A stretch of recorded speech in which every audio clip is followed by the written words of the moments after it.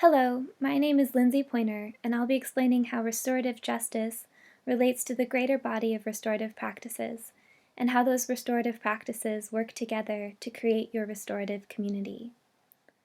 You've likely heard of restorative justice. Restorative justice is an alternative response to crime or wrongdoing that brings the victim, offender, and community members together to talk about what happened, who was affected, and what can be done to repair the harms and make things right. Restorative justice is widely used in criminal justice as well as in the schools.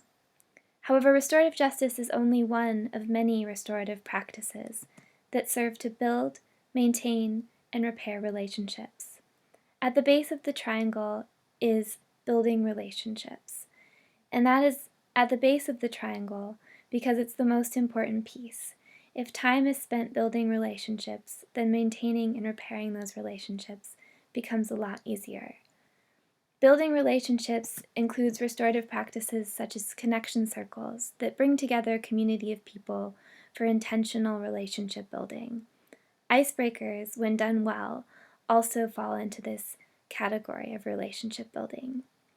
Also, having an opportunity to establish group norms in a community is a way to build relationships with trust and mutual understanding. The next layer of the triangle is maintaining relationships.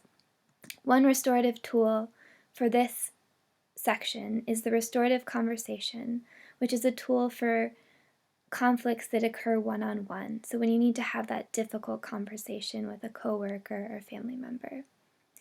And at the very top of the triangle, operating in those intense moments when something really needs to happen, is restorative justice.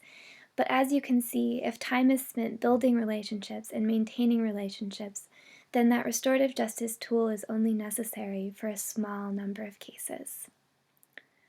All of these practices, all of these restorative practices function together to create your restorative community.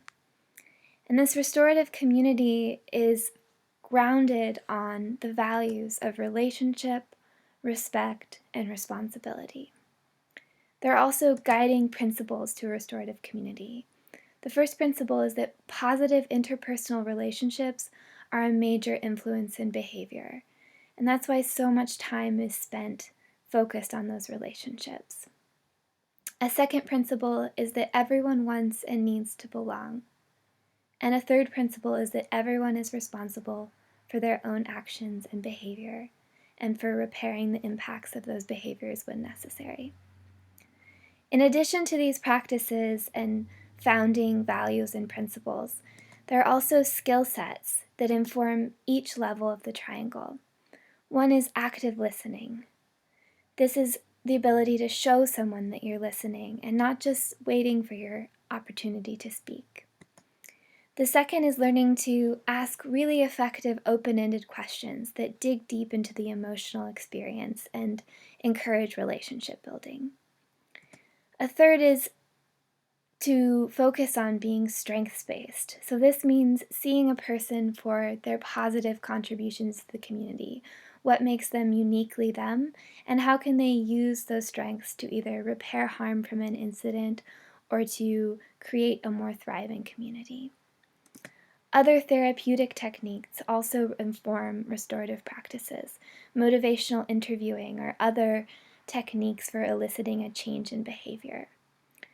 So these skills inform each level of the triangle as you build, maintain, and repair relationships in your restorative community.